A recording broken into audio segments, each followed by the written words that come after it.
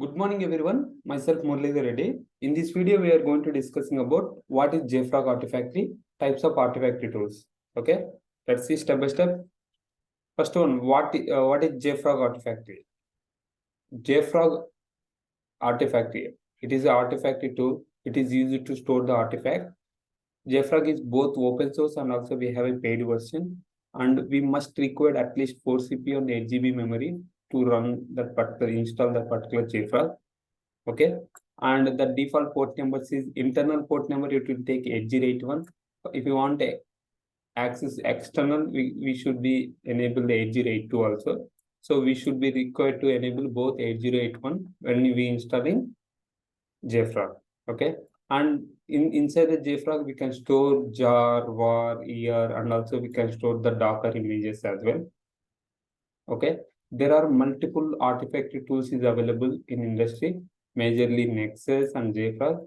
Majority of the companies are using Jfrog, so focusing on Jfrog also. And I already covered Nexus as well. You can take a look there. Okay, and coming to that system requirements, go to the Google and type it here Jfrog system requirements. Okay, when you click this one, you will get the URL. And also one more thing, the official Jfrog website is www.jfrog.com. Okay, and click this one, system requirements. Now come down a little bit. Here you can see Artifactory, what is the version, CentOS Reddy hat. Okay, and also you can see here Artifactory version 7 and above. You can what is the process required, how many 4 CPU required, 4 GB, 8 GB memory required. Okay, these are the external and external network ports 8081 and 8082. We should be enable 8081 and 8082. 8081 for Artifactory and 8082 also we have to enable it. Okay, there are a lot of port numbers we have to enable. You can go through this step by step. You will be get some idea on this. And also this Jfrog, what are the databases support? See what I said earlier, if you remember in Nexus, we'll be integrate inside the Nexus, we'll be integrate database, right? Why we require to integrate database? In case if we delete the particular Nexus also, the data will be available in database. You can restore easily. Okay. What are the supported MySQL server? Everything you can able to see here. And one more thing you have to remember. Come up a little bit, where is that? Yeah, CentOS 8x support, it is not supporting. Okay, for example, if you in your project of if you are using CentOS 8 version, it is running on Jfrog, it is end of the life in June 2020 only. It won't be support. Okay. Next one, coming to the pricing part, we have a plan pricing and plans.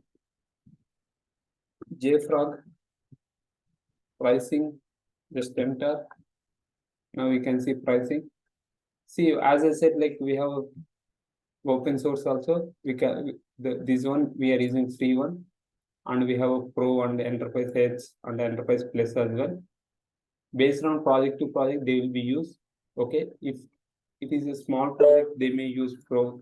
Some of the project will be used based on they required.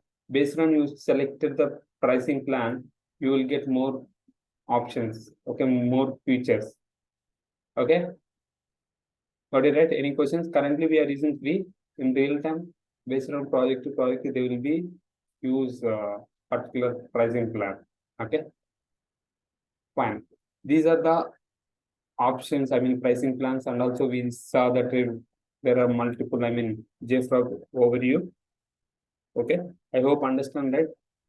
What exactly Jfrog? Jfrog is used for to store the artifact jar or year. Docker images also we can store it. We can see later part like how we can install the Jfrog. I will show you. Okay. Thanks for watching this video. We'll see you next video.